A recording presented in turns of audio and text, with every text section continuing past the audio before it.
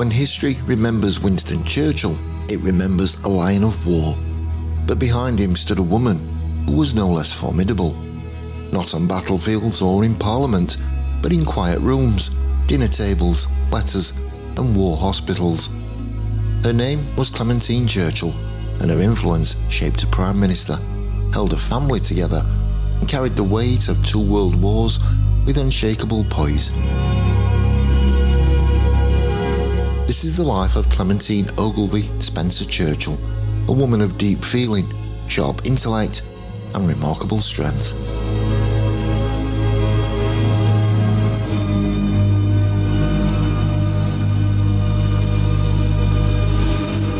Clementine was born on April 1st, 1885. Officially, she was the daughter of Sir Henry Hosier and Lady Blanche Hosier. But even at birth, mystery clouded her life. Sir Henry was likely infertile, and Lady Blanche had multiple affairs. The truth of Clementine's parentage was never known.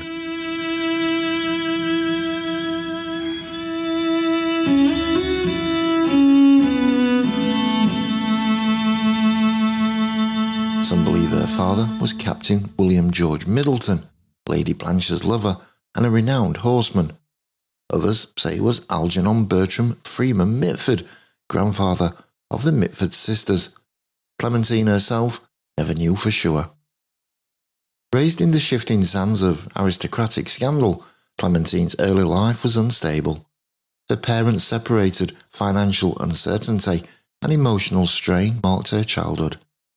She was highly intelligent, fluent in French, educated in Edinburgh and Dieppe, but emotionally sensitive.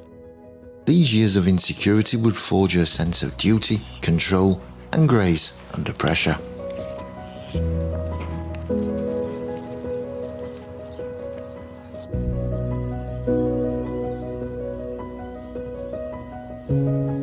In 1904, Clementine met 29-year-old Winston Churchill at a dinner party.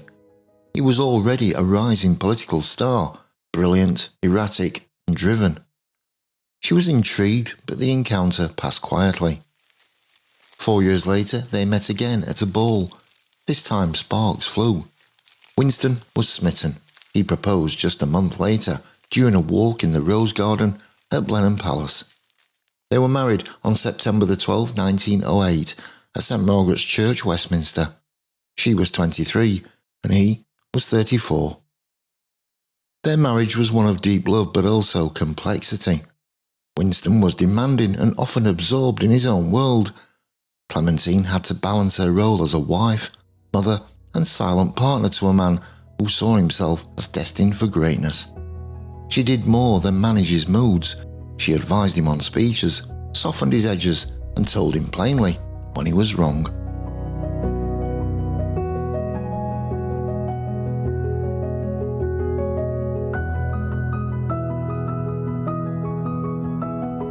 Letters between them reveal a relationship of mutual respect and emotional dependence. He called her Cat, and she called him Pug. Beneath the formality of public life was a deep, personal bond. The Churchills had 5 children: Diana, Randolph, Sarah, Marigold, and Mary. Their home life was marked by long absences, political pressures, and heartbreak. In 1921, their 3rd child, Marigold, died suddenly of sepsis, and she was just 2 years old.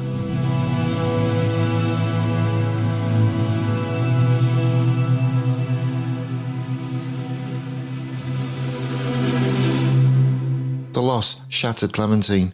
She withdrew into herself, overcome by grief.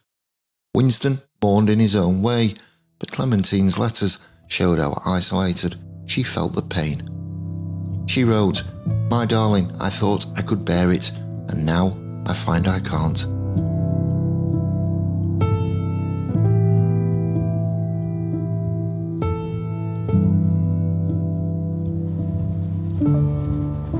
To escape the weight of sorrow, she and Winston took long journeys. They eventually had their 5th child, Mary, in 1922, but Clementine never forgot Marigold. She remained a devoted, if not always conventional, mother. Her children struggled under the shadow of their father's name.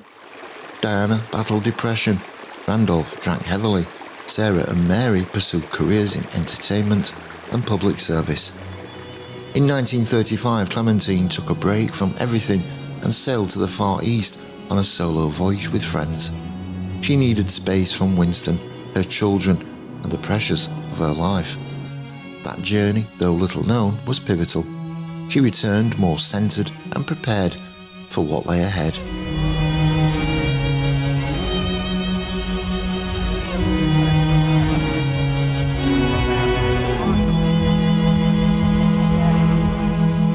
During the First World War, Clementine stepped into public life. While Winston served as First Lord of the Admiralty, she took on a role with the Red Cross and the YMCA. She organised canteens for munitions workers in London's East End. Tough, exhausting work. She also visited factories, rallied volunteers, and helped ensure soldiers and workers had food, comfort, and basic aid.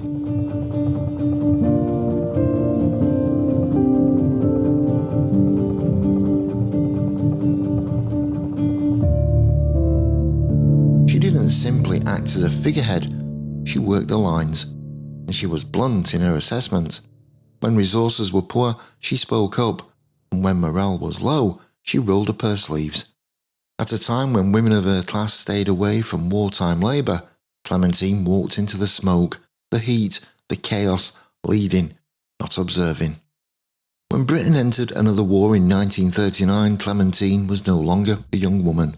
She was in her mid-50s, and Winston was once again called to lead.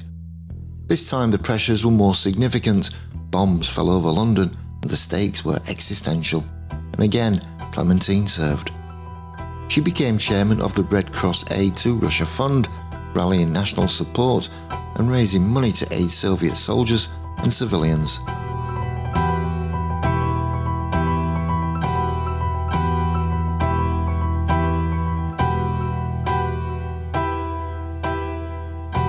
She served as president to the YMCA Wartime Appeal and chair of the Maternity Hospital for Officers' Wives at Fulmer Chase. She travelled across the country visiting bombed-out cities, hospitals and refugee centres. Her presence comforted many and reminded them that even at the top, sacrifice was shared. She also served as Winston's emotional ballast. When he faced self-doubt, Clementine encouraged him, and when he blustered too far, she corrected him. You said just now that you wondered people wondered how my husband did it all. Well, I'll tell you how he does it. It's because he enjoys it all. He likes everything that he does. And sometimes I say to him, in a sort of wifely way, why don't you do this? I think you ought to do that. And he says, well, I don't want to, you see. I want to do something happy. She once wrote him a famous letter. You are not so kind as you used to be. I cannot bear that those who serve the country and yourself should not love you as well as admire you. In 1944, Clementine toured the Soviet Union, an extraordinary act for a woman of her position. She met with Stalin's wife and visited Red Cross centres across Moscow and Leningrad. The journey was politically delicate and physically exhausting, but Clementine carried herself with calm and dignity.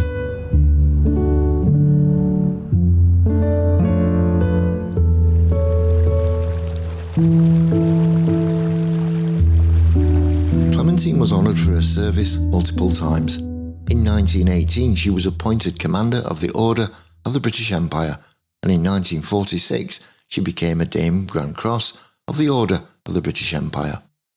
In 1965, after Winston's death, she was granted a life peerage. As Baroness Spencer-Churchill, she took a seat in the House of Lords, becoming one of the few political spouses to receive such a title in her own right.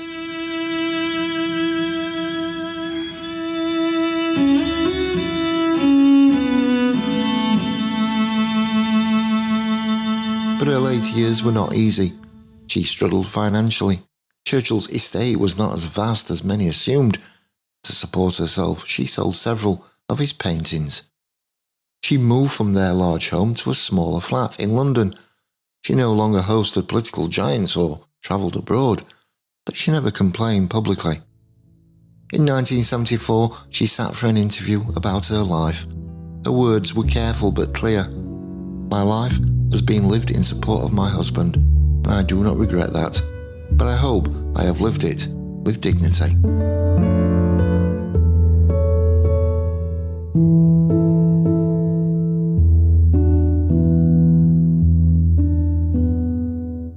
Clementine lived until 1977. She died at the age of 92 in her London home. Her passing made headlines, but even then she was often referred to as simply Churchill's wife. But her story is larger. She was a woman who navigated enormous expectations, deep private loss, political upheaval and global war, and never once sought the spotlight. She was a strategist, a confidant, a volunteer and a mother. She held her family together even as it fractured. She told Churchill hard truths, but no one else could. Winston once said of her, "My brilliant achievement was my ability to be able to persuade my wife to marry me." And he wasn't wrong. Her daughter Mary said it best. Without Clementine, Winston could not have been Winston.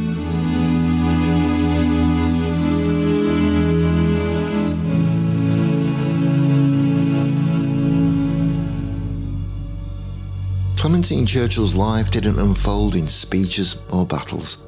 It was lived in the quiet corridors of history, in telegrams, hospital wards, whispered advice, and handwritten letters. She shaped the 20th century in ways most will never see. Behind the lion was a woman, and without her, the lion may never have roared. Let me know what you think. Was Clementine the unsung architect of Churchill's legacy? Share your thoughts in the comments. And if you'd like more stories like this one, then subscribe for more. And until then, I'll see you in the next one.